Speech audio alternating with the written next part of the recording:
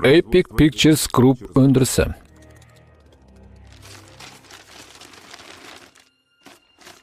Хэллоуин. Идея автора Аксель Керелин. Тыңдаңыздар, Хэллоуин сүйгіш қауым, обырлардың бетперделерін киетін мезгіл жетті. Себебі бүгін киелілердің күні. Менің жыл бойындағы ең сүйікті кезім.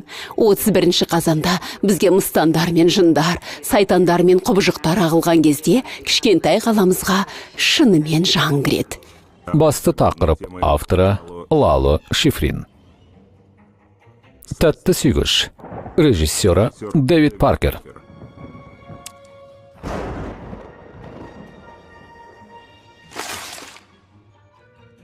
Билли тозақ жасаған түн. Режиссері Даррен Лин Боусман. Жамандық. Режиссері Адам Гирш.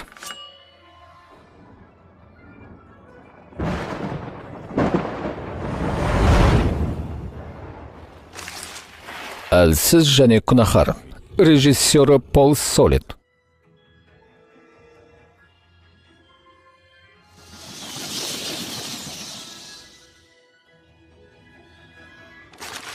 Суық кекесінді елес.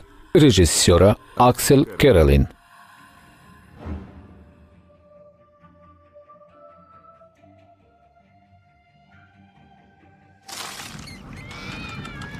Диндон. Режиссері Лаки Макни.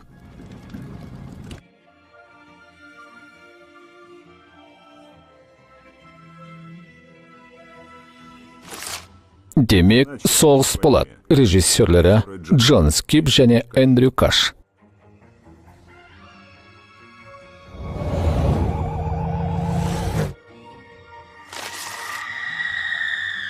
Жұма 31. Режиссері Майк Мендес.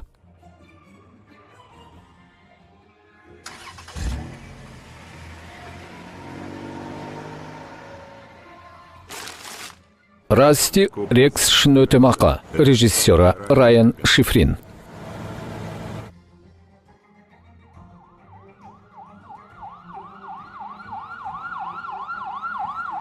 Есірік тұқым. Режиссері Нил Маршалл. Құбыжықтар қаласы.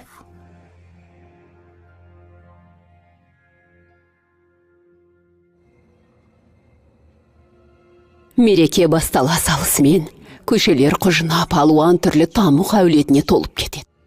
Өздерінің қара ниетін жасыру үшін кейбіреулері бетперде киіп жүреді, ал енді біреулері керісінше бәрінің көз алдында көрінбей жүргенді құп көреді. Сондықтан ескертем, тәтті жинап, қарым қампитқанды жақсы көретіндер, естеріңді жоғалтпаңдар және кәмпиттерді тексеруді ұмытпаңдар.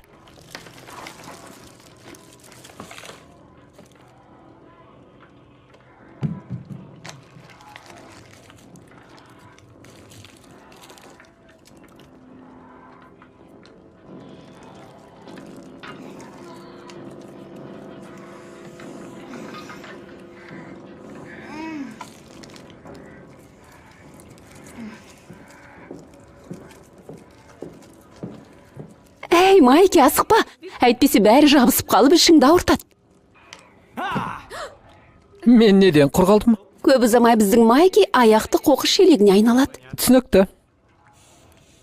Сараң болма. Майки, тәтті құмарға да аздап қалдырсаңшы. Тәтті құмар деген кім?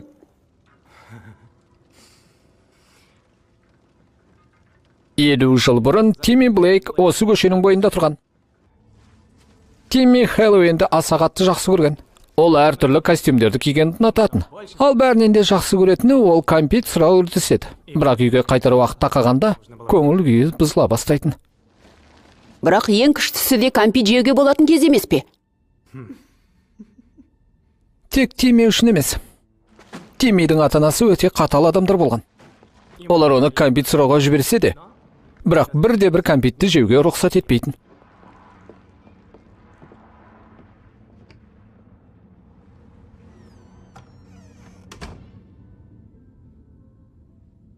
Ата-анасы оған кәмпит сені жалқау, семіз етеді және тісіңді бұзады деп айтатын.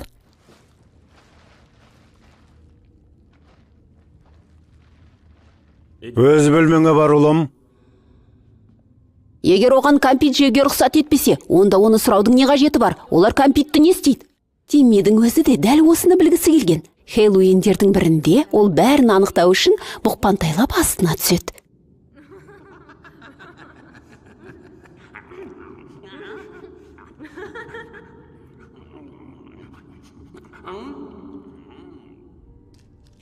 Сен мынандай кәмпитті қайдан алдың? Мен де осындайын жегім келеді.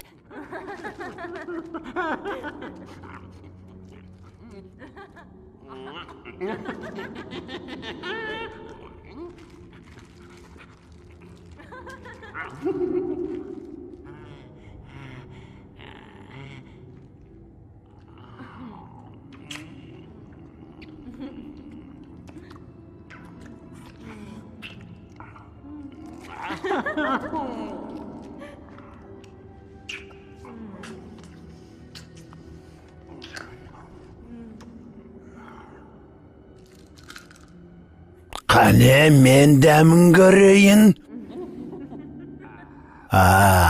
Міне менің жұмсақ кәмпитім. Ол сосын не істеді?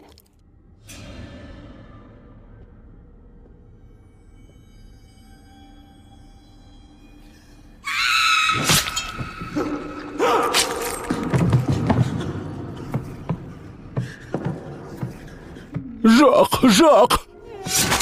Тек әке шешесін өлтіргеннен кейін ғана Тимми өмірінде тұңғыш рет өз кәмпиттерінің дәмін татты. Оған қатты ұнады. Ол өзінің ата-анасы жеп үлгермеген кәмпиттің бәрін жеп қойды. Бірақ не? Оның тағы да жегісі келді. Бірақ ештеңе қалмады ғой. Қателесесің. Мүмкін емес. Тимми ата-анасының ішін жарып, тапқан кәмпитінің бәрін жеп қойды. Бірақ Не? оның тағы да жегісі келді. Ал енді әр Хэллоуинде, жыл сайын өтетін әр Хэллоуинде тәтті сұрап алу үшін оның зұлым елесі келеді. Егер онымен кәмпитіңмен бөліспесең, ол оны өз алып кетеді. Бір талында қалдырмайды. Тіпті сенің жеп қойғаныңды да. Бәрін. Тек тәттіге деген құмарлығын басу үшін.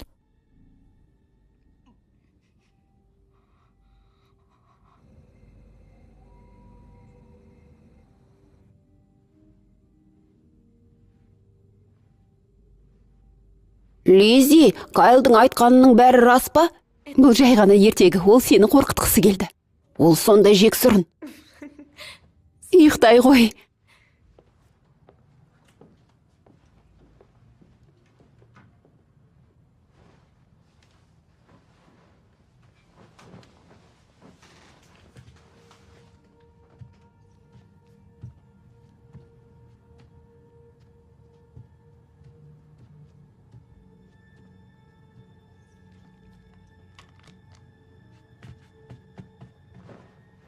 Осы уақытқа дейін олар Сен не істеп отырсың? Хэллоуинді мерекелеп отырмын. Меніңше Майки бұтына жіберіп қойған сияқты. Маған қолдау көрсеткенің үшін рахмет. Ол бүгін қорыққаннан ұйықтамайтын болды. Біз бүгін бекер оның зәресін алдық. Қойшы Лиз, тәтті құмар жайлы хикая айту Хэллоуиннің өзіндік бір дәстүр емес пе? Біздің қаланың балалары түгелдей осыған сенеді. Бұлар арнайы ескерту сияқты. Білемін ғой, бірақ міндетті түрде ондай болудың не керегі бар? Күшті жігіт болудың ба? Жексұрын болудың.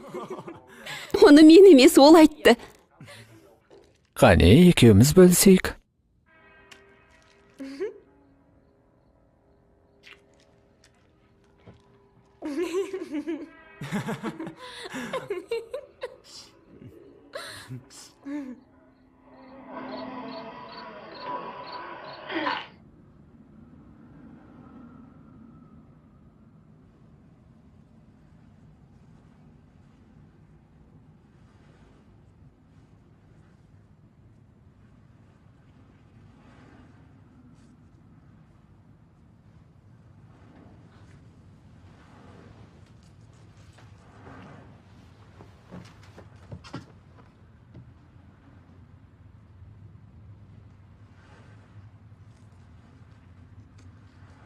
Тәтті ме әлде ащы ма?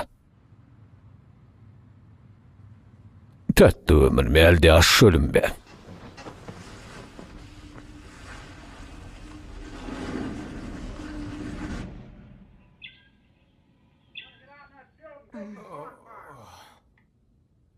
Бәрін жеп қойғанымызға әлі де сене алмайым. Өзімді сондай нашар сезінем. Сен қайда барасың? Барып дәрі әкелейін, қысып жібермей тұрғанда. Көріп қоймай тұрғанда андағы жерден төз. Тезірек әкелші. Білесің бе, бізге бір жерден тәтті табу керек болады. Ештеңе көрінбей Бұл сөзді енді айтпашы. түстедім ғой. Сен біздің бәрімізді өлтіріп тұрмасың. Қане, басынан ат. Тура екі көзінің ортасын дәлде.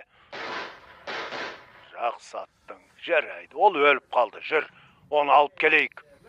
Өртеп үлгеруіміз керек.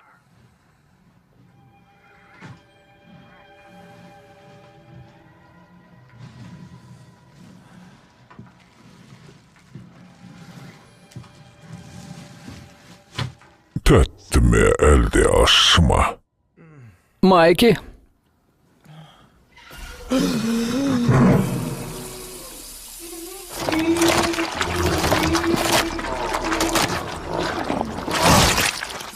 Мен келе жатырмын, тоқта, құспай тұра тұр. Тірісің бе? Олар қуып жетіп қалды. Сенің кеткенің жөн. Майкидің ата-анасы көп ұзамай келеді. Кайл? Кайл!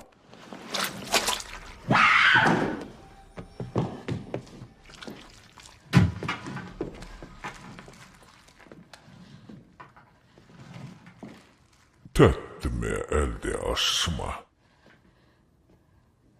Лизи! Майки!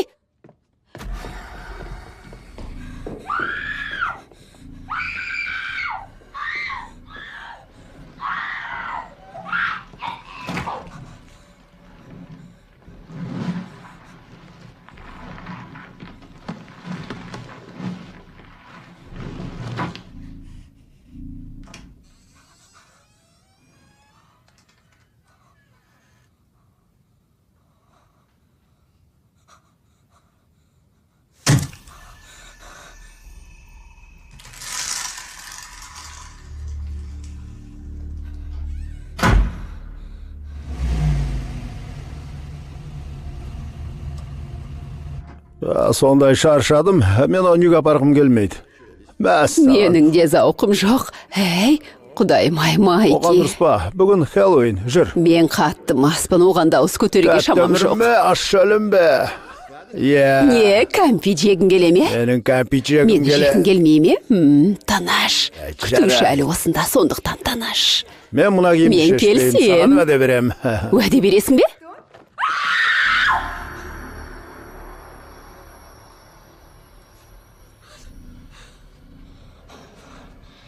Олар менің кәмпиттерімді жеп қойды.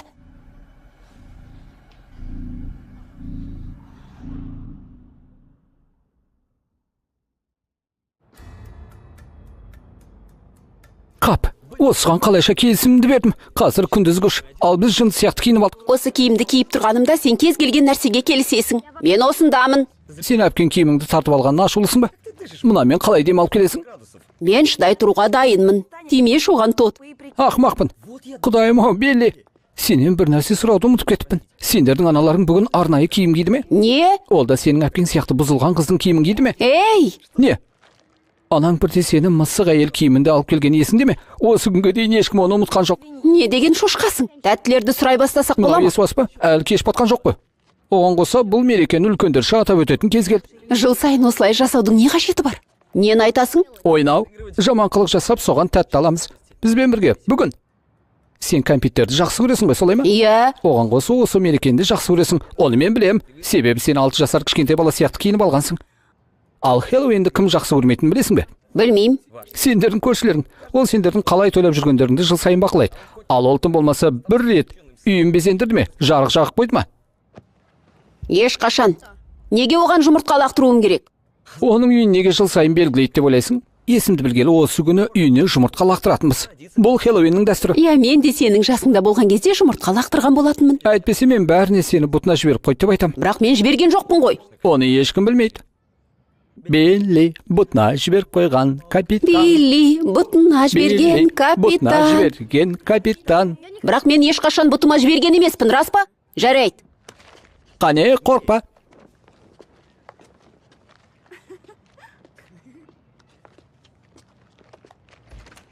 О, сайтан! Тезірек, Қаштық. Қаштық. Құдайым-ай, Тод. Құдайым-ай. Кешірім өтінем, кешіріңіз. Киімің тамаша.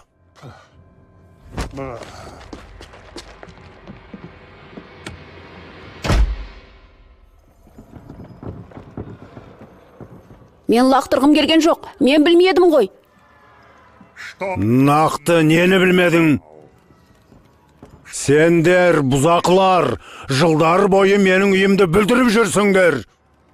Оның айтуынша бұл Хэллоуин дәстүрі. Тыныш! Жас жігіт. Бүгін сен Хэллоуиндегі нағыз қалжыңның қандай болатынын білесің. Билли, түсінікті ме? Айтпақшы, осы жылы сенің анаң тағы да арнайы киім кие ме?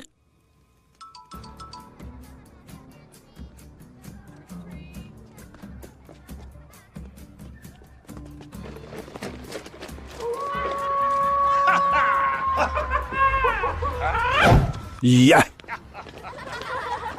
Ханымдар, Хэллоуин құтты болсын.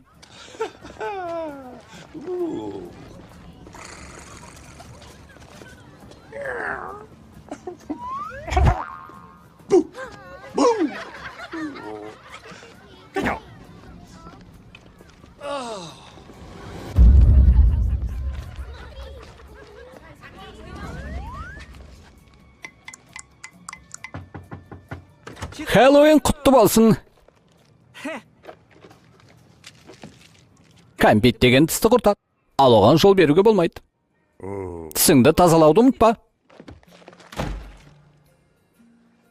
Фу, не деген ақымақ.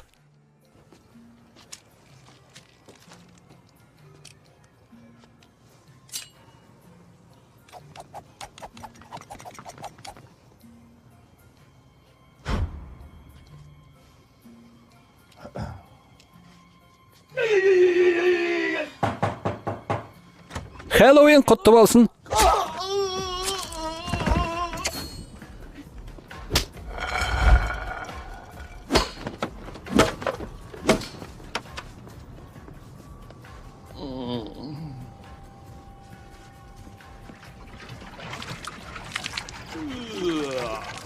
Не болып жатыр? Билли, не істеп жатырсың? Эй, Билли, бұзық бала.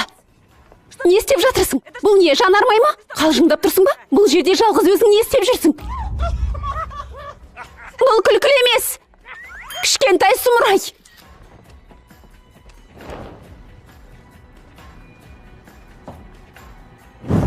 Иә. Керемет. Ұстаңдар, балалар. Хэллоуин құтты болсын. Хэллоуин құтты болсын. Ұстаңдар. Хэллоуин құтты болсын. Мырза, сіз не істеп жатырсыз? Маған кәмпит бер деймін. Ей! Ұста, қане, кәмпиттерді ал. Қане, ана біреуді атты сыш, қане. Ат, қане, өлтір.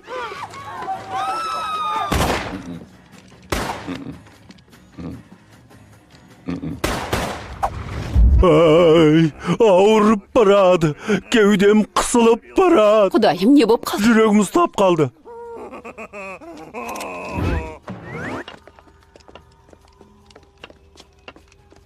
Сіз Әдрен Кәрі емессіз бе? Иә. Сіздің қолтаңбаңызды алсам бола ма? Мен жанкүйермін. Сіздің үлкен жанкүйеріңізбін. Жарайды. Рахмет. Оқасы жоқ. Әдрен Кәрі! Сізді Твиттерде қанша адам оқиды? 500 мыңдай. Жоқ, 500 мың және 1.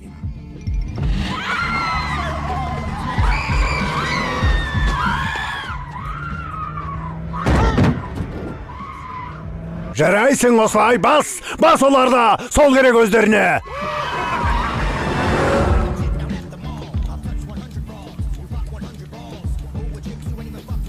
Билли Томпсон, түн патшасы.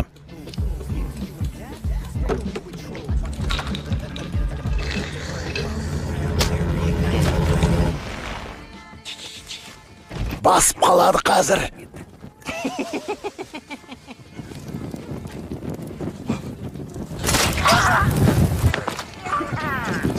Құдайым-ау. Қайтатын уақыт келген сияқты. Жарайсың, достым. Жарайсың.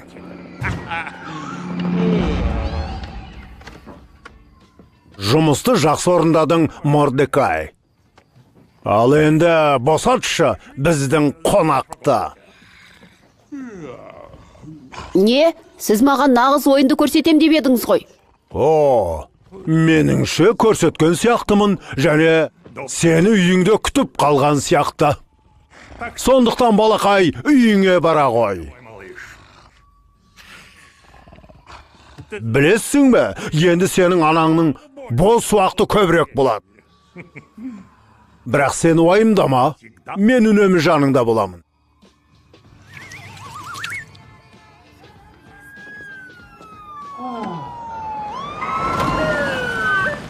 Тоқта, жерге жат, қолыңды желкеңе қой. Қолдарыңды көрсет. Жат жерге. Қозғалма. Сен бұтыңа жіберіп қойдың ба? Қараңдар, бұтыңа жіберіп қойыпты. Саған не болды өзі?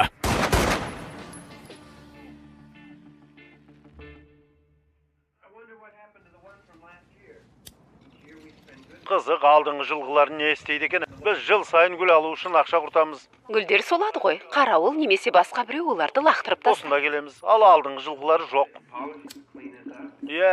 Гүлдерді қайта жинап алады. Қара, күшті емес пе? Кейін бір жылдан кейін оларды қайта. Сен жиіркеніштісің. Біз кино көріп отырмыз ғой. Сатып алдық екен.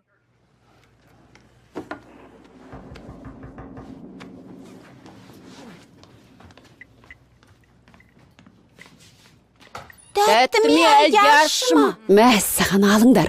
Рахмет, киімдерің әдемі екен. Осы жыл неге қарақшылар көп? Әр екінші баланың бір көзі таңулы. Мүмкін бәрінің бір көзі жоқ шығар. Не деген жексұрынсың? Толып жүрген мүгедектер, ағаш аяқтар, жалғыз көзділер, сайтан алғырмаған кәмит берші. Артыңнан келе жатыр. Доғар, мені қорқытпа. Сенің кезегің. Құдайым-ау. Ол артыңнан келе жатыр. Бар. Жарайды. Жетер, сен бала сияқтысың. Жарайды, барып ашайын. Балалар. Ол келе жатыр, мен бұл жерден кетем. Сәлем, ханшайым. Не дейсің? Жарайсың. Сендер қосылған ром ішесіңдер ме? Жоқ, рахмет. Сау болыңыздар. Сау бол.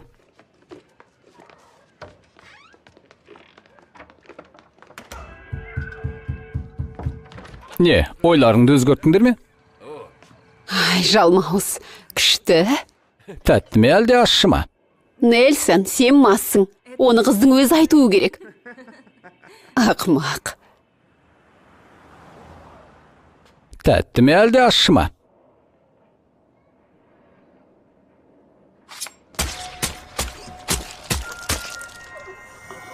Ащы!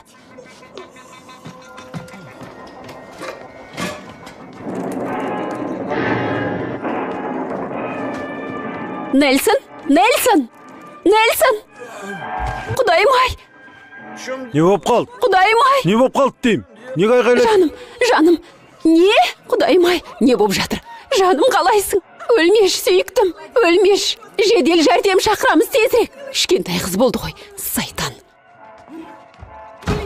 Қап, қарғысатсың. Мен жедел жәрдемге қоңырау шалайын. Не болып кетті өзі? Мен білмеймін. Ауруханаға бару керек. Сендердің естерің дұрыс па, сүмкімді бер. Көлікті алып келейін. Нельсон, жаным, өлмеш.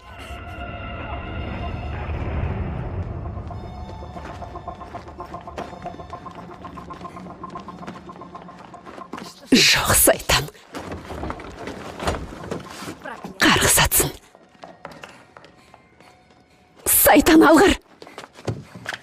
Қап. Құдайым-ай. Қап.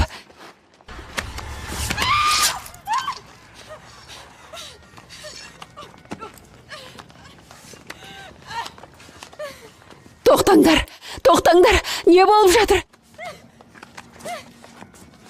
Жоқ!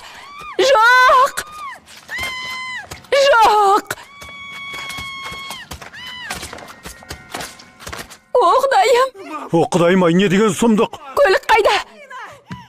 Қазір жаным бәрі жақсы. бәрі жақсы. Кім болды ол? Кім болды? Жас қыз. Сайтан қарғыс атсын. Қарғыс атқыр. Не? Мария. Не болды? Қап. О, Не? Құдайым-ай. Жаным, бәрі жақсы. Жоқ, жоқ. Құдайым-ай.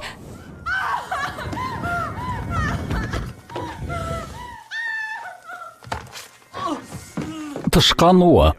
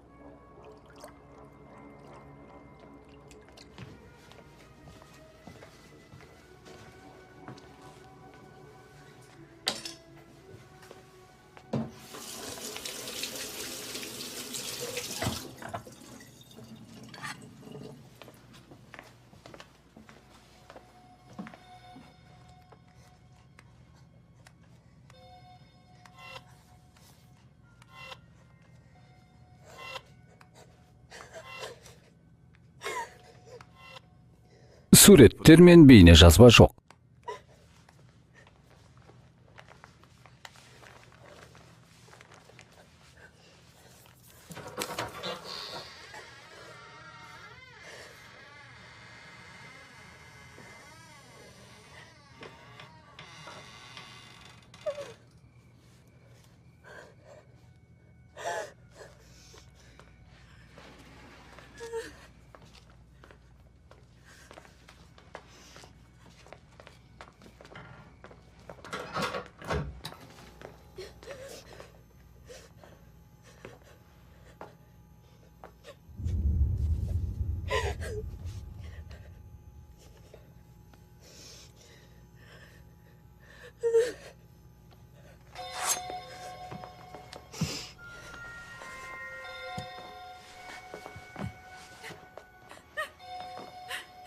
Жоқ, өтінем, жоқ.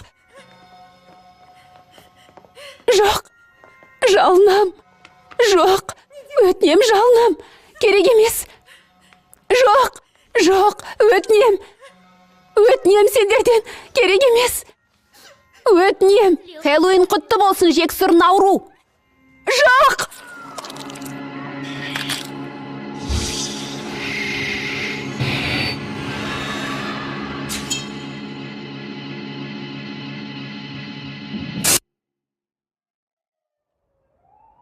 Ал енді қаланың ең жаман жерлерінде тұратын қоғам қалдықтарына арналған ертегі. Бастарыңды тік ұстаңдар, құйрықтарыңды сақтаңдар. Себебі киелілер түнінде әлсіздерге көмекке қатыгез кек алушы келеді.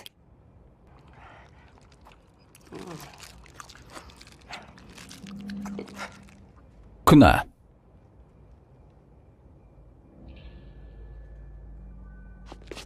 Жоқ. Тоқтаңдар. Тоқтаңдар. Жігіттер. Тоқтаңдар.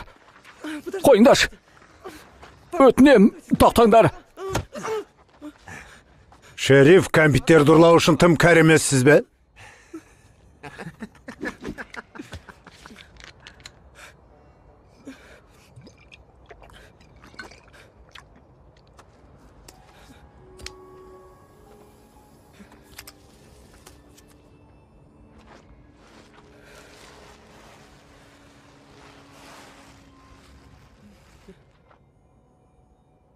Тұяқтарын көрсетіңдер.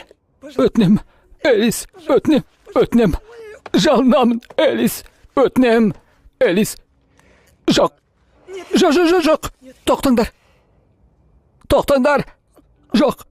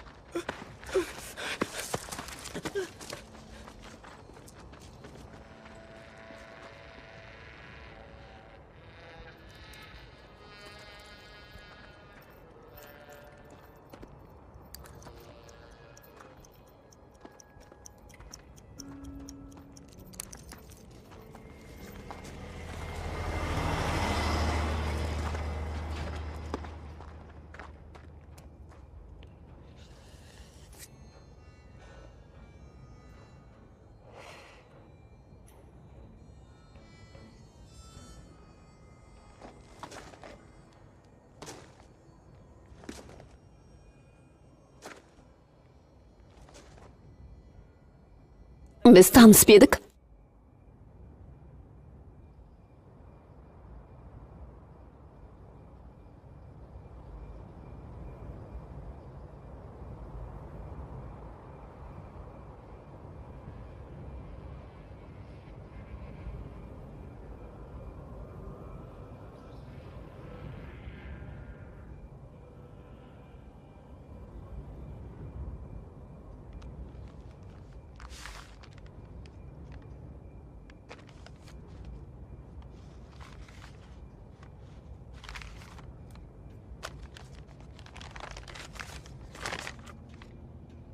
Күнәһардың қаны әлсізді ренжіткен жерде төгіледі.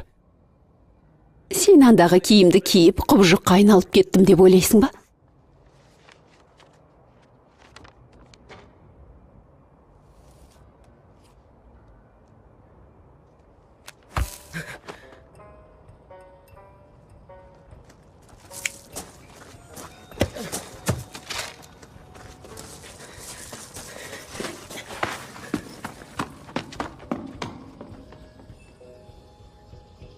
Кеттік.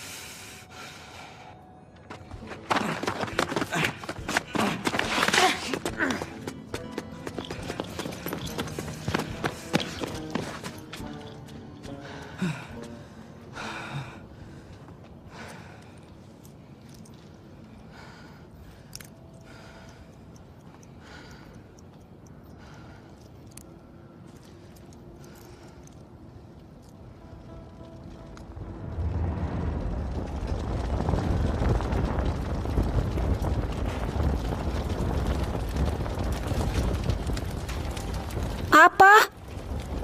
Әке!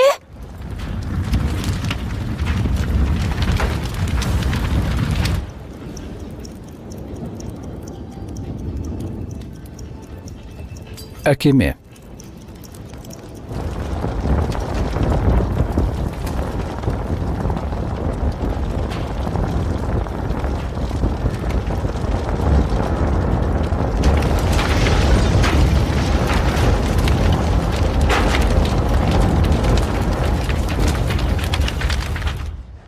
Сен бейшара Джимми Хэнсонсың.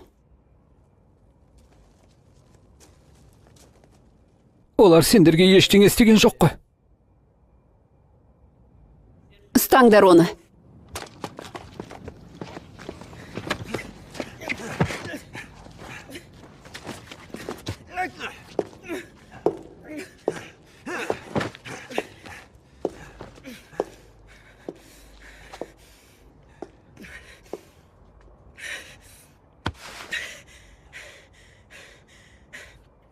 Денеге сөз жазылған кезде шақыру жіберіледі.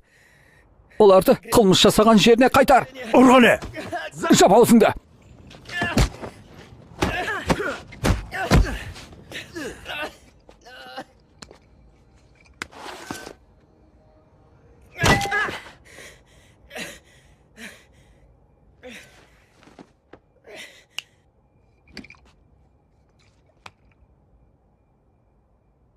Сен білесің бе?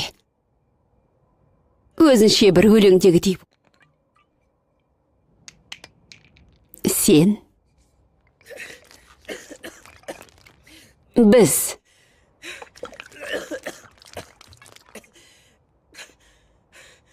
бірге, киелілер түнінде.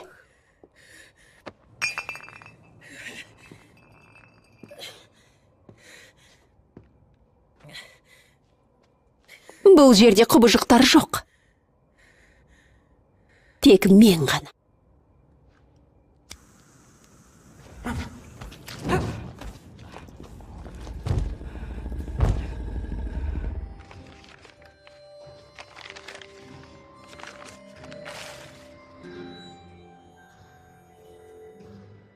Сайтанды Хэллоуинге шақыру үшін киім кию керек.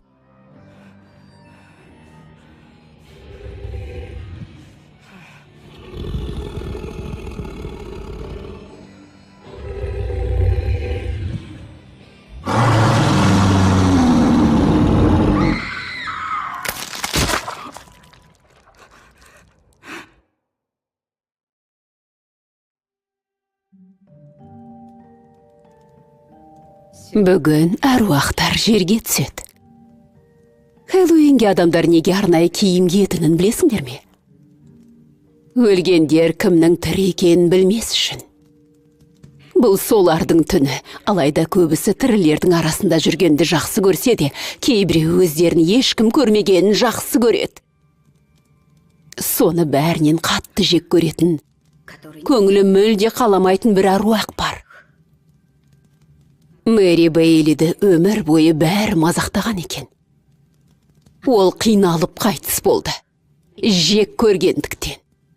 Себебі оның түрі ұсқынсыз еді. Ұсқынсыз. Бірақ ендігі күлетін кезек соныкі. Мэри жыл сайын басқаларды қинап, мазасын алу үшін Хэллоуинге келеді. Сондықтан кішігірім ескерту жасайын. Егер қайтар жолда жалғыз болсаңдар, және зұлым күлкі естісеңдер, сосын соңдарыңнан біреу ілесіп келе жатқан сияқты болса, онда арттарыңа бұрылып қарамаңдар. Себебі егер бұрылып қарасаңдар, өзін байқап қалғандарыңды көреді де, сендердің көздеріңді ойып алады. Бәрекелді, жарайсың. Өте күлкілі жарайсыңдар, достар. Сені шошытудың бірде-бір мүмкіндігін жібермейміз. Осыған бәрін қатыстыңдар ма? Біз жай қарап тұра алмадық. Сені қорқыту сондай оңай. Қазір Хэллоуин болып жолдарың болды. Күлімдеш, жаным менің. Апа, алып қояйық. Қалғың келмей ме? Жоқ, бәрі жақсы. Аз ғана іштім ғой. Сен не? Сен әлі ескі көлігіңді айдап жүрсің бе? Мен ескі көлігімді жақсы көрем. Сау болыңдар. Кеш жақсы болды, сау болыңдар. Рахмет.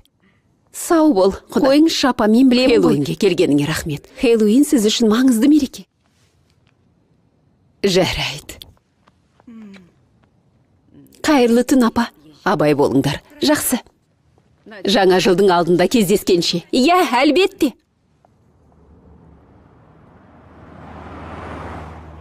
Мыстан уақытының келгенін білдіретін өлеңдеріңіз.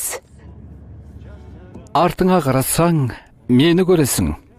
Мен мәңгілік сенің артыңда тұрам. Сен жалғыз болмайсың. Қайда барсаң да, жаныңда мен болам.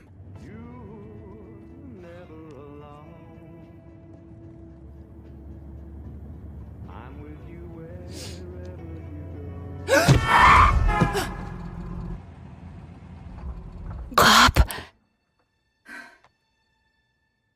Құдайым ой. Жарайды.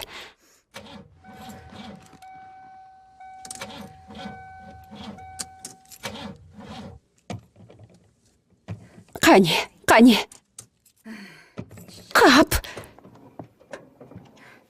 О, Құдайым. Сайтан. Ай. Көрейік. Ай, қап.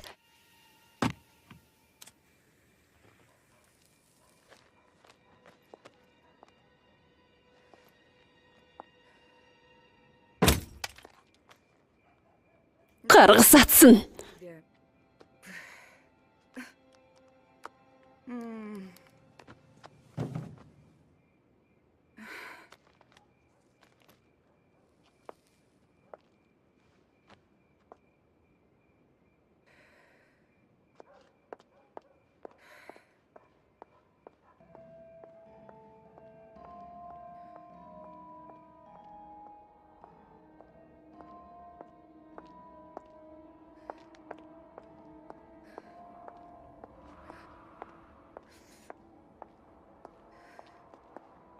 Абайла, аяғыңның астына қара.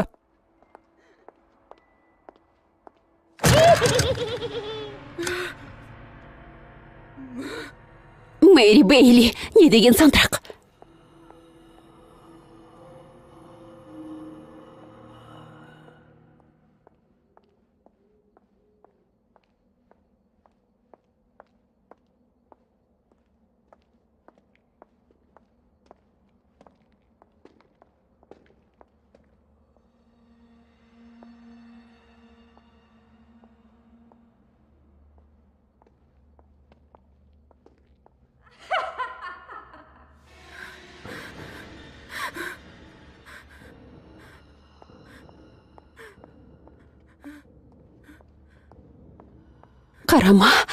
Қарама.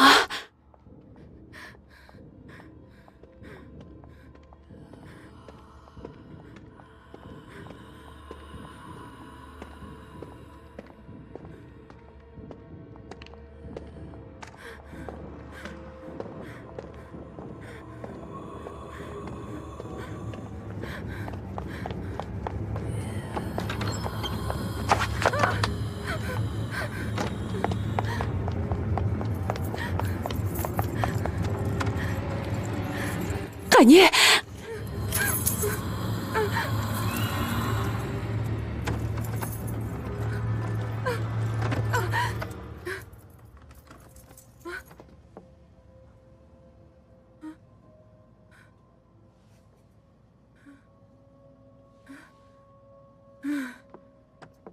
Құдайым.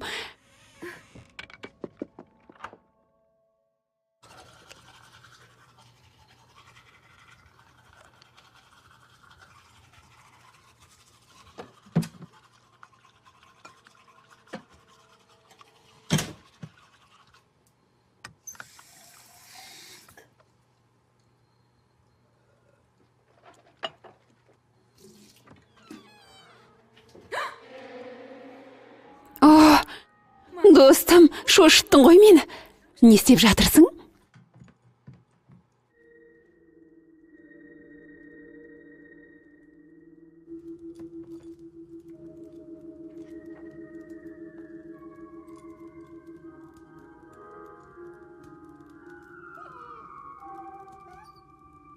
Не болды, достым? Қайда қарап тұрсың? Не болды?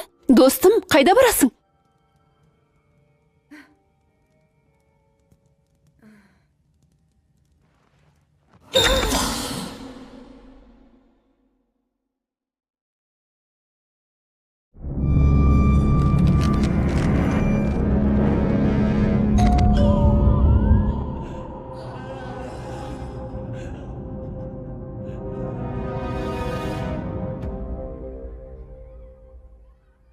Джек пен Боббидің үйі. Алдыңғы жылғы Хэллоуин.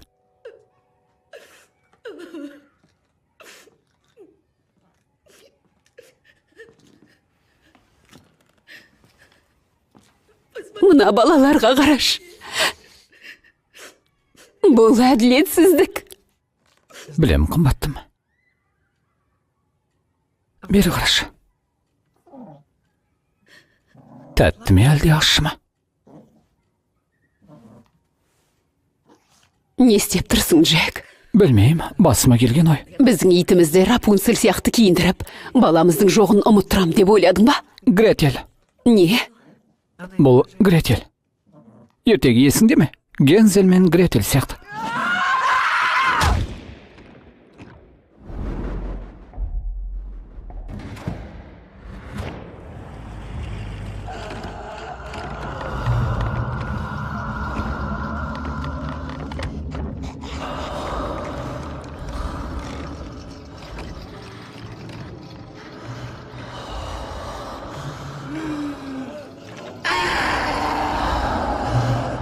Менің балам қайда?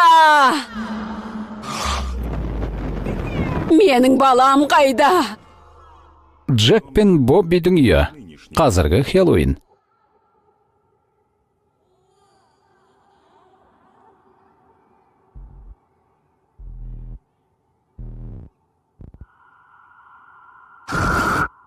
Мен оған қалағанын бере алмадым.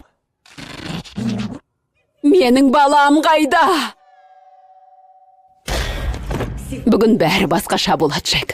Біз тығылмаймыз, біз көңіл көтеретін боламыз. Бізге көңіл көтеру керек. Солай ма? Сенің көңілің түсіп кетпей ме, қымбаттым? Неге мына тамаша балалар менің көңілімді түсіру керек, Джек?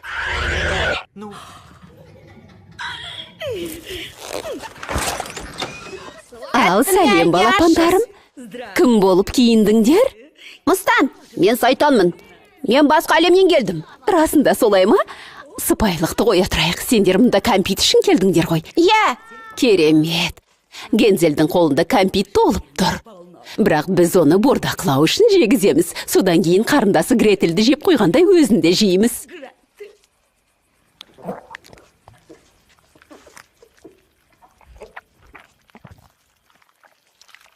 Фу! Өзін қалай жеп жатқанымды есту үшін құлағын ең соңынан жедім.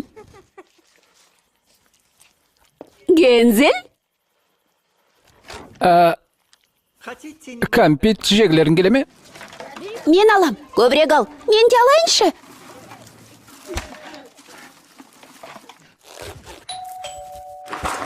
Сөздеріңді ұмытып қалма. Тәтті ме әлде ащы ма? Мен оны қалай жегенімді есту үшін құлағын ең соңынан жедім.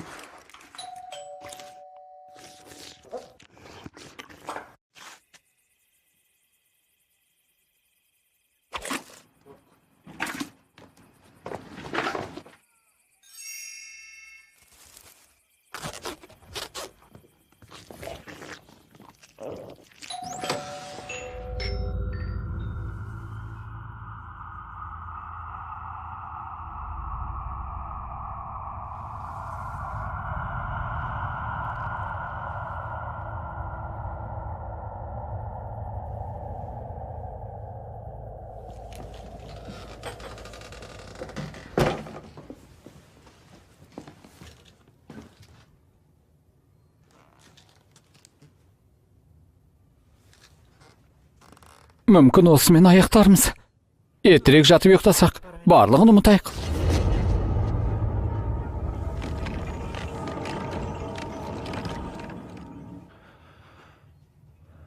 Сен неге мені мәжбүрлейсің?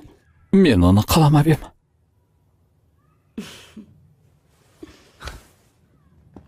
Сүйкімді емес пе? Мыжап жеп қойғым келеді.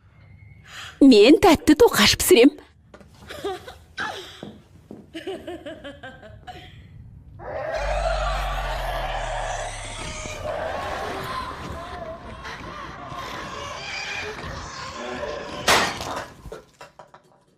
Мүмкін біздің жолымыз болмай жүрген шығар, Джек. Әлде мен тура қазір жүктімін бе? Ал біз оны әлі білмейміз.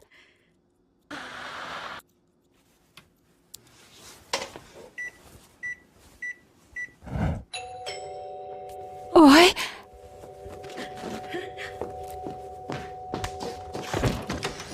Хэллоуин құтты болсын.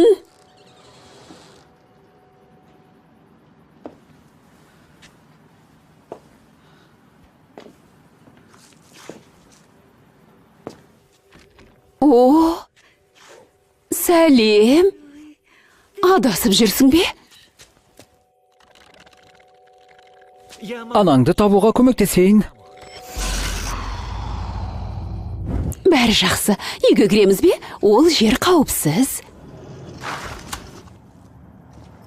Бұл сіздің ұлыңыз ба? Тоби? Саған менен қашпа деп айттым ғой.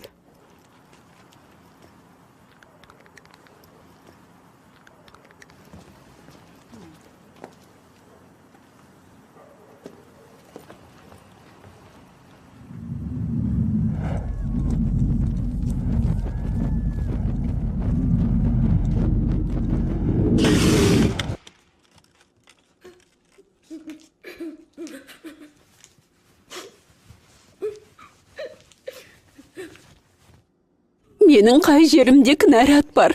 Мүмкін біз сияқтылардың баласы болмау керек шығар.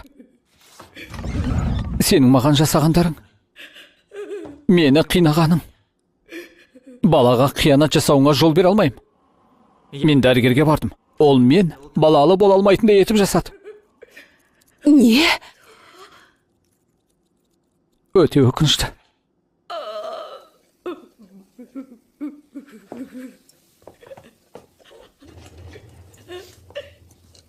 Сен...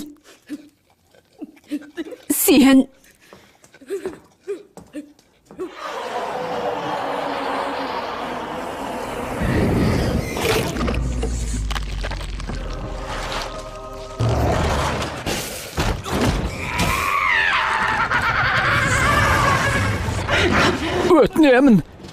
Жоқ! Жоқ!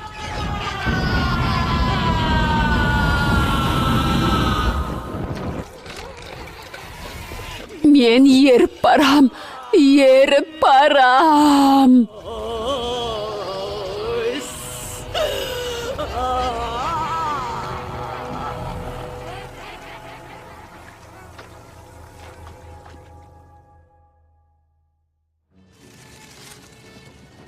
Үрей иелігі.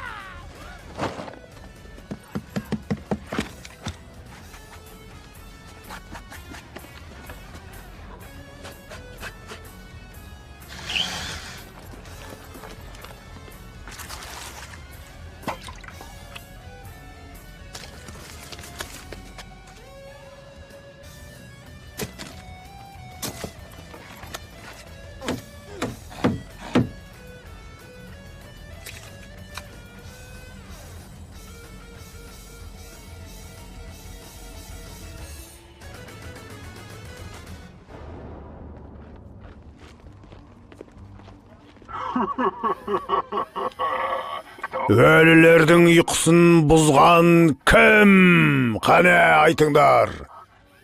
Ол сендер ме, жігіттер? Бұл не бәле? Кеттік!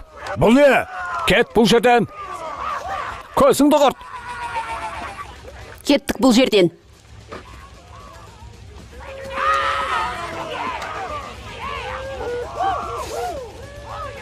Осы да жетер.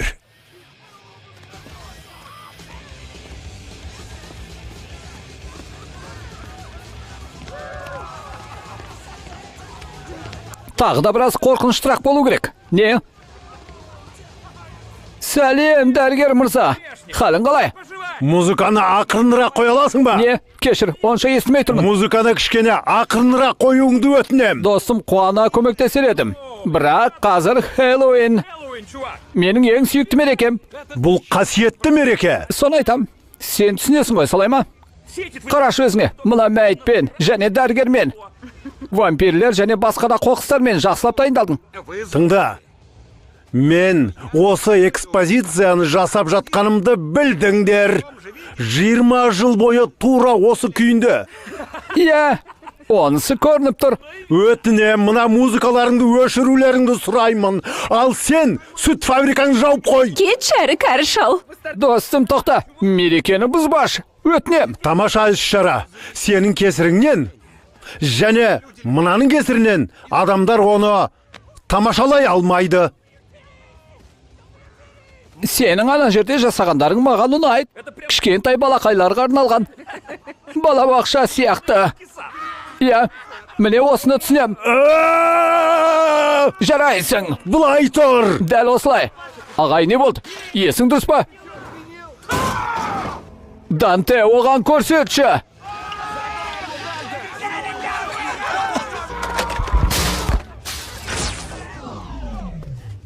Есек. Өзің де түсініп тұрсың ғой. Бұл соғысты білдіреді. Қане. Жоқ. Олай істеме. Қират, сындыр.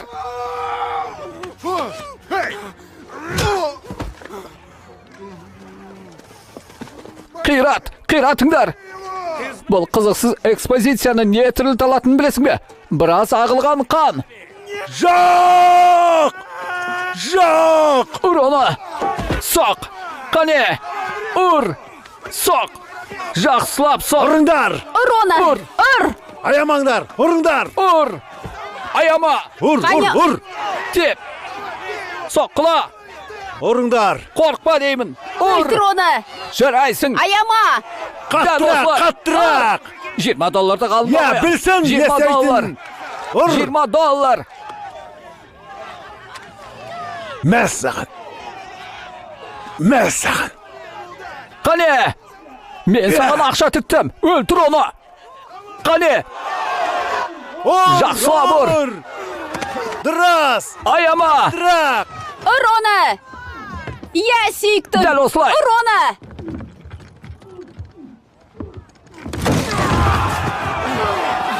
Ұр оны, жаным, ұр. Дәл осылай. Аяма. Ұру керек. Қуып жүріп ұр. Ұр. Өлтір оны. Аяма.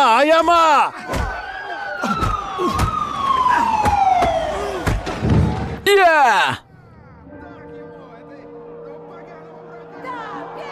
Ұру керек. Жаным, ұр. Тоқтама. Ұр. Мен сен үшін ақша тіктім. Аяма. Ұр. Соқ. Ұр. Ұр. Жақсылап ұр. Өлтір. Ұр.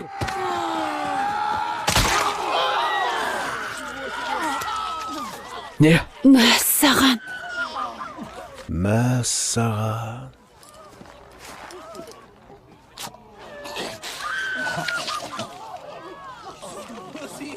Құрып кеткір. Қап.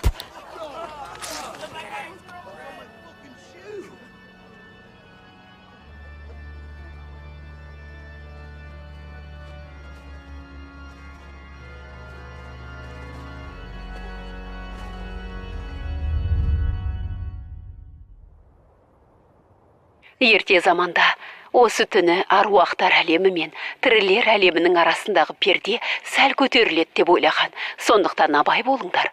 Өзіңіздің киіміңіз қаншалықты қорқынышты деп есептесеңіз де, одан да қорқыныштысы жаныңыздан табылады.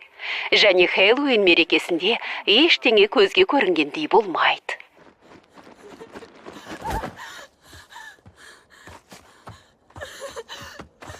Жоқ!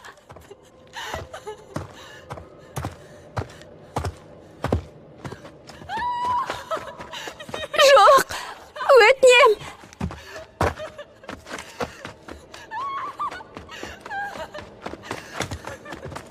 Көмектесіңдер!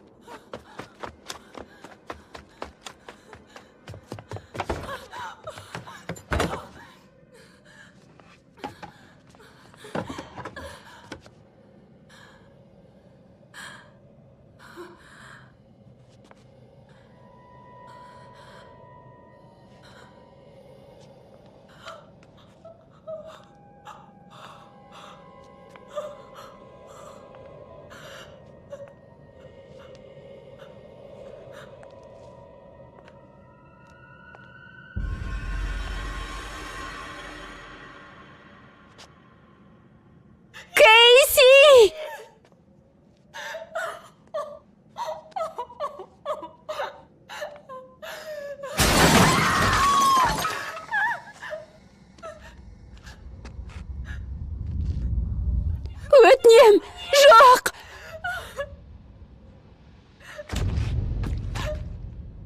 Олай жасаудың қажеті жоқ. Жоқ. Жоқ, олай жасамаш.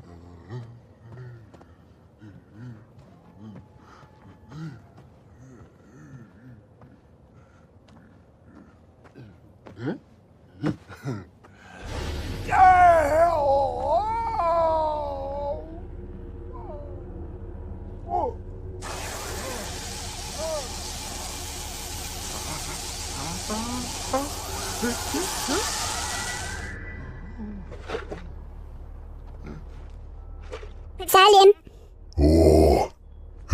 Сәлем. Тәттім әлде ашыма?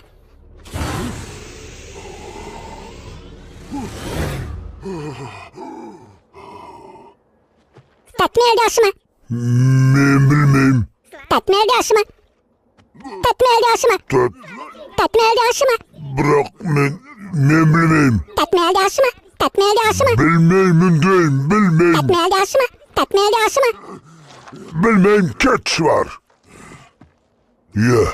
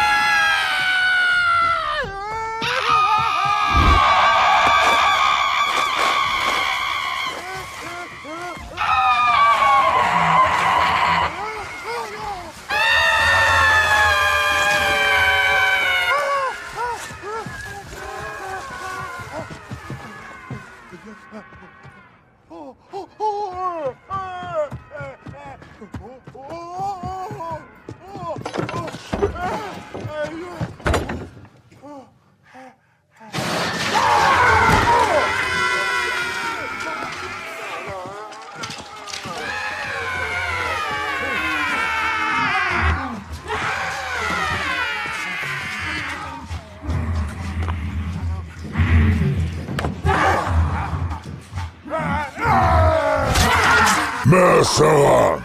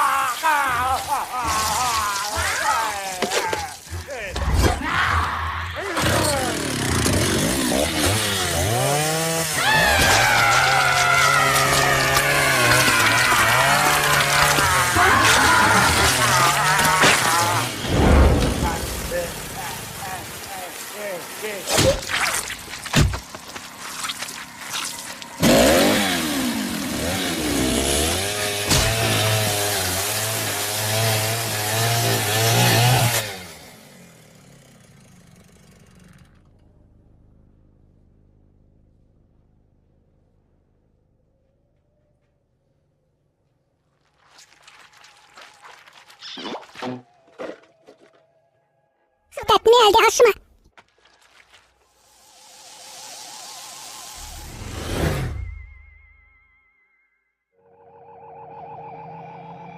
Балалар, әлі ұйықтаған жоқсыңдар ма?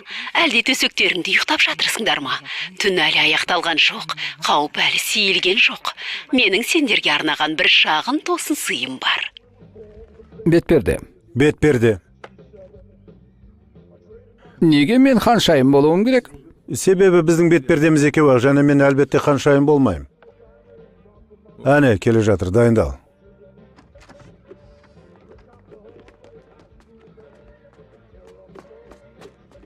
Ох, құдайым. Сенің әкең миллионер болса, қандай болатын елестете аласың ба? Туған әкең. Не деген бұзылған бала? Банктерді тонау дегенді былай қояйық. Ал адам ұрлау?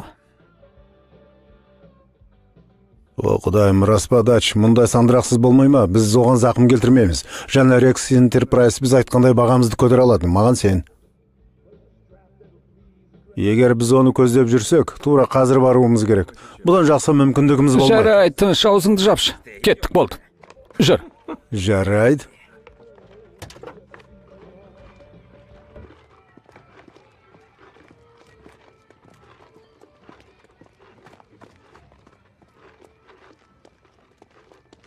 О, сен қандай сүйкімдісің. Маған сенің киімің ұнайды. Міне ұста, көңіл көтер. Хэллоуин құтты болсын.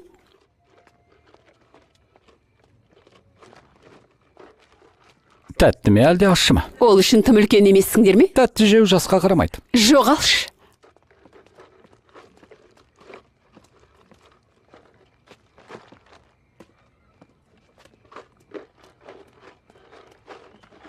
Сәлем, балақай.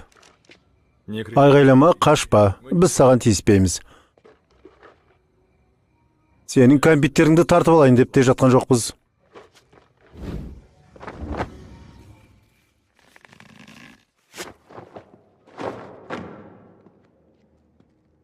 Айтайын дегенім, бұл тым жеңіл болды. Айттым ғой, бұл жақсы жоспар. Ал енді ең қызықтысы, достым, сен өзіңді жақсы ұстадың. Қазір сенің әкеңе қоңырау шаламыз. Және егер ол сенімен сөйлескісі келсе, әкеңе «Сәлем, әке, бәрі жақсы» деп айт. Жарай ма? Түсінікті ғой? Ей, не? Бер, маған бер. Тыныш отыр. Шулама. Қоңырау шал.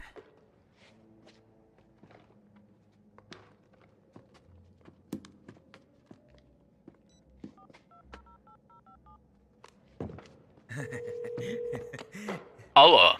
Жебедар Рекс? Тыңдап тұрмын. Өте мұқият тыңдаңыз, Рекс мырза. Сіздің ұлыңыз біздің қолымызда. Егер оны тірі көргіңіз келсе, менің айтқанымды бұлжытпай орындаңыз. Рас дейсіңдер ме? Иә, оны 5 миллион Бенджаминге қайтара аласыз. Сендер өте үлкен қателік жібердіңдер.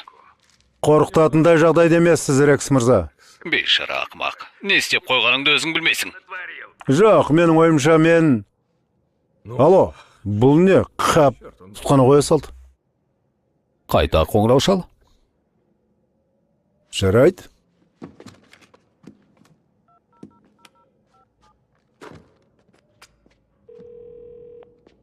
Алло.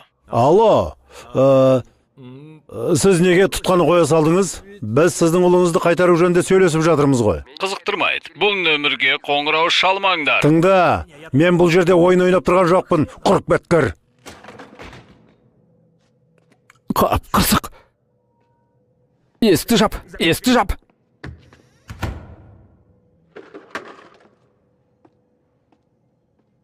Бері шық, балақай. Мен 5-ке дейін санаймын. Егер соған дейін бізге қарай шықпасаң, қатты өкінетін боласың.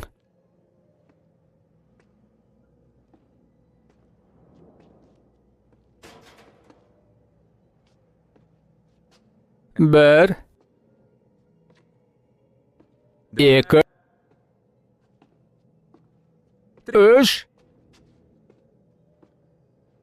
төрт. Жарайды, өзің кінәлісің. Тоқта, мен... Алып таста оны, менен алып таста. Ей!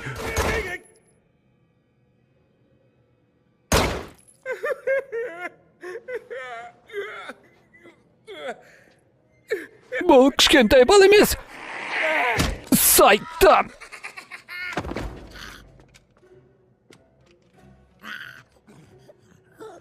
Жоқ.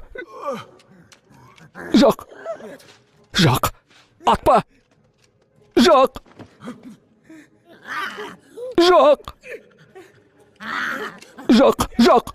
Қарғыс атсын. Болды қой. Қап. Таста балақай. Андағыны таста. Қап.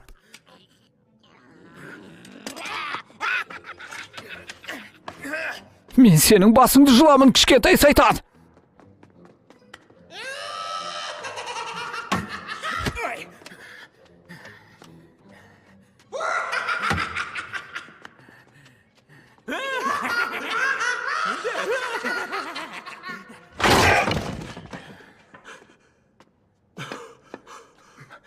Біз оны не істейміз? Маған бір ой келді.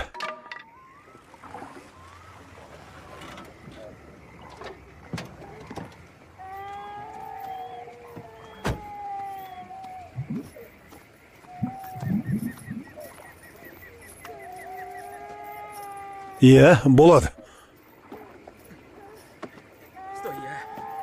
Тоқта, мен олай істей алмаймын. Нені істей алмайсың? Мазақтап тұрсың ба? Бұл құбыжық қой. Жұмалақтарымды жұлып ала жаздады. Достым, бұл не? Қандай құбыжық бұлай жылайды? Мен тек қарап көрейін, тексерейін.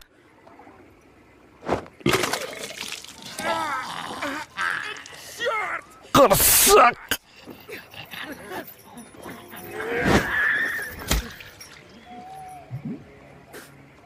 Мәселе шешілді.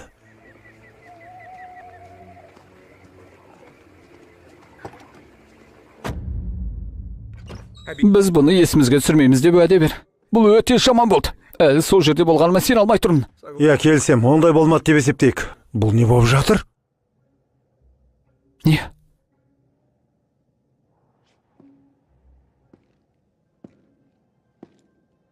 Не болып қалды?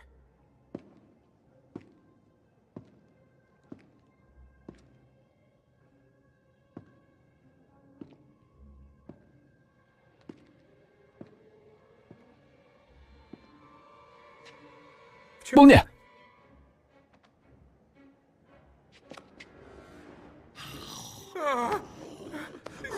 Жоқ. Қарғыс атсын. Алло. Алло, бұл тағы да менмін ғой. Олыңызды алып кетіңіз. Мен олай ойламаймын. Өтінем сізден жалынам алып кетіңізші.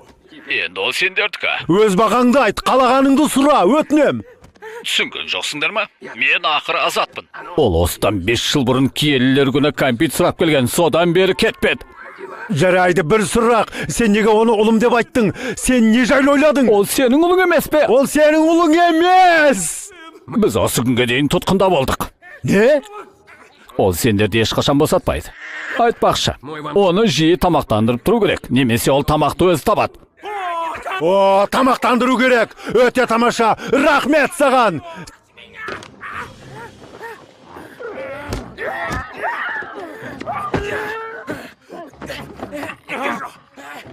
Ұстап тұрмын.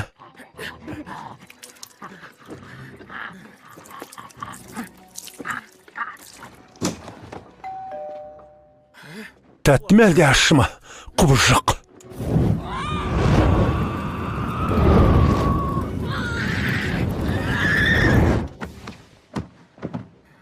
Жарай, жақсы. Күн шыққанша көлікпен жүрейік деген ұсыныс бар. Содан кейін тоқтамай ары қарай кете берейік. Иә, бұл қалада адамдар да керек емес. Адам ұрлаудың қажеті жоқ, достым. Амин, достым.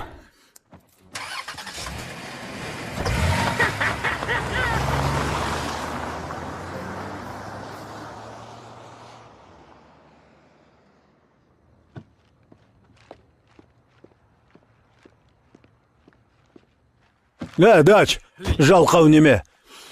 Кешір, Құлтынай коктейлі болған жоқ.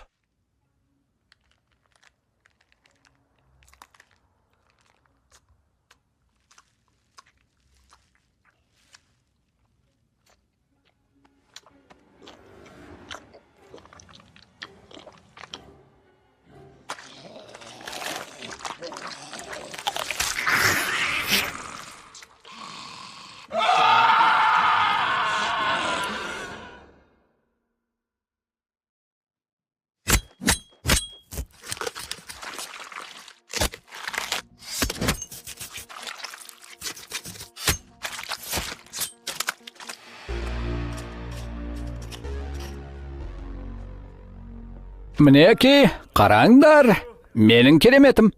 Иә, жаман емес. Жарайды, кеттік. Кешке бару керек. Мына жерді жинайын. Тезірек. Жарайды.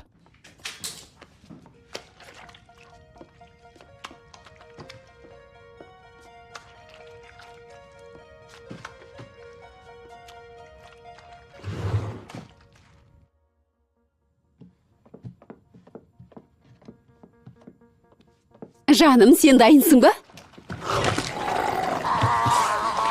Рэй! Рэй! Бұның не? Рэй! Доғар! Жоқ! Жоқ! Жоқ! Рэй! Не?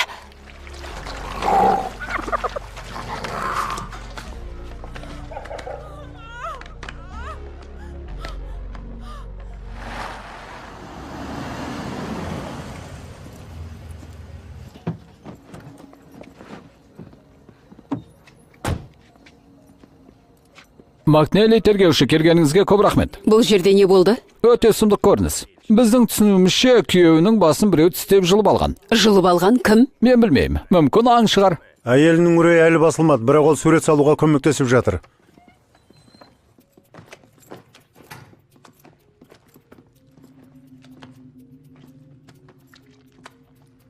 Құдайым-ай, басын блендерге салып жіберген бейшара сияқты. Оны өзі жасайын деген. Ал тергеуші Боб осында ма? Қарап шықты. Әйелі қайда? Ана жақта.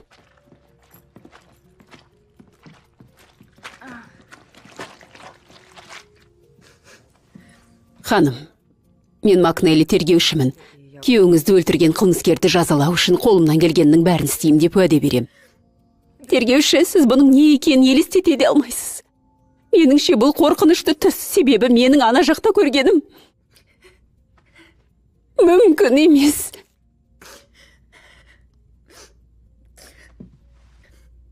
Жарайды, бізде не бар? Сіз қазір сенбейсіз. Көрсет. Міне. Сүйкімді Рембрандт. Асқабақты іздеуге қалай қоям? Тергеуші, Иә, капитан сізді бөлімшеде көргісі келеді. қап. Тоқтай тұрш, Кевин. Кевин, бөтен адамдардың есігін менсіз тоқылдатпа, естідің бе? Иә, апа.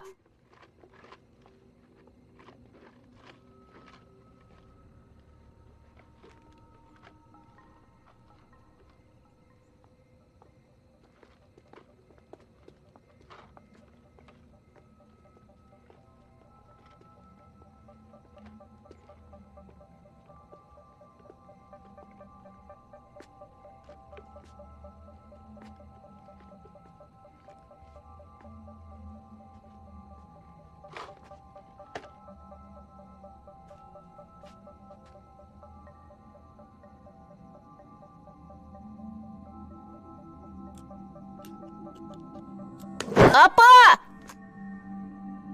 Кевин? Ақырын! Бұл не?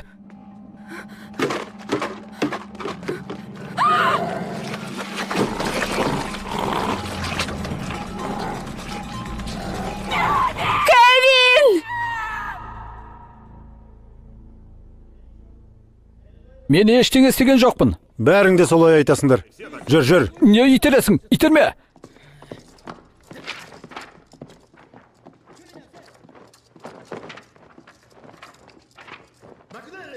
Макнелли, жылдан бер кел.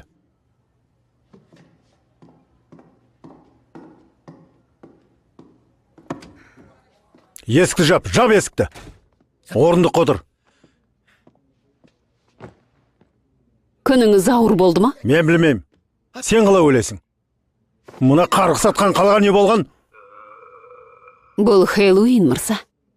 Сандырақ, бос сөз. Жыл сайын Хэллоуин кезінде бәрі осылай жынданады. Қалжыңсыз. Мұна баянхаттарға қараш. Мұна жерде соқыр балалардың шабуылы, бірін-бірі соққыға жыққан көршілер, балаларды ұрыпты, әжелер түнгі дүкендерді тонапты. Тіпті басқа әлемнен келгендерге жазылған баянхат бар. Бұл қаланың есі ауысты, Макнелли. Және сен бәрін түзеуің керек. Тек құйрығыңды орындықтан көтер де, өз жұмысыңды дұрыс атқар, әйтпесе сені әдеп полициясына дереу қайта ауыстырып жібергенде басың айналып кетеді. Құп болады, капитан, орындайым. Жақсы, бірнеше оңбаған қылмыскерді менің алдыма алып кел. Сендерге не болған? Бір бала тым көп шоколад жеп қойыпты. Иә, сосын өзінің күтушісін жеп қойыпты. Не деген сұмдық? Айтпа дейім. Макнелли, тоқта, мынаған қара. Мен денеден тістің іздерін байқап өлшедім. Және білесің бе, басын тістеп алғанның аузы мынадай. Иә, менің бір күдіктім бар. Бірақ содан кейін мен деректерімді компьютерге салып тістердің 3-те үлгісін жасап шығардым. Шыққаны міне мынадай. Таныс па? Тамаша жасалған жұмыс. Мен саған қарызбын. Маған ішімдік сатып алып бересің. Ойланып көрейін, кетуім керек.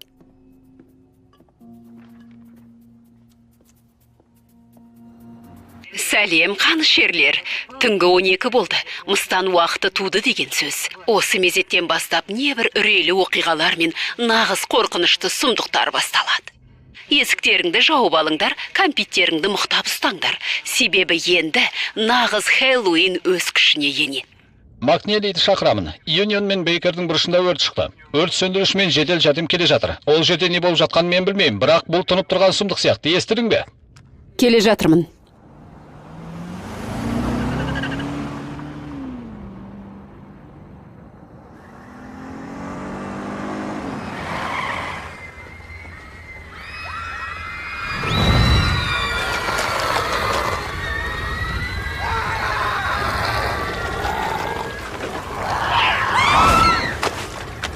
Қарғыс атсын.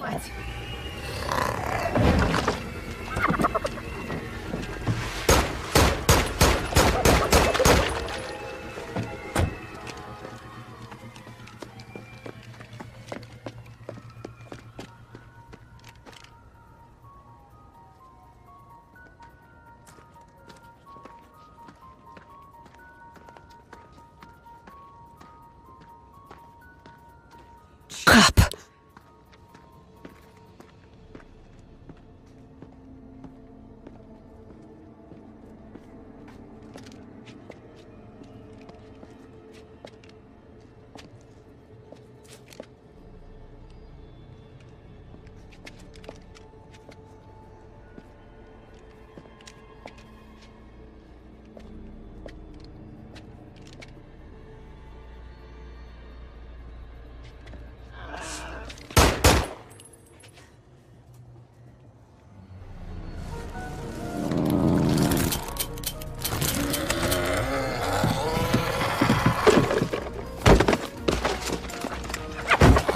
Макнелли!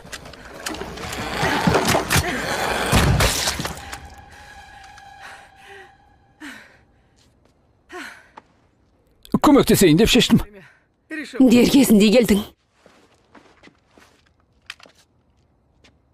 Саған ішімдік алып берем.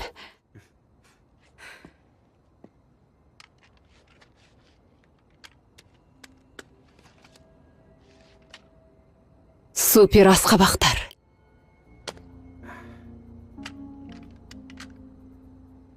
Кеттік.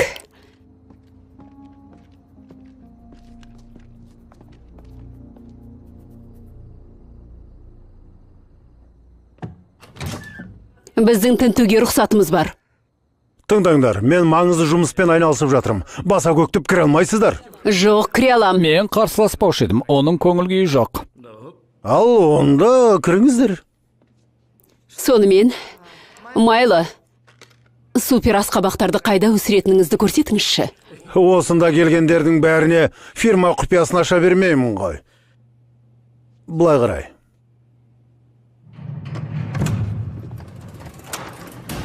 Жарықты қосайын. Уақытты созбаңыз. О, құдайым. Қарғыс атсын. Онда тұрған не бар? Асқабақтар өсіп тұр.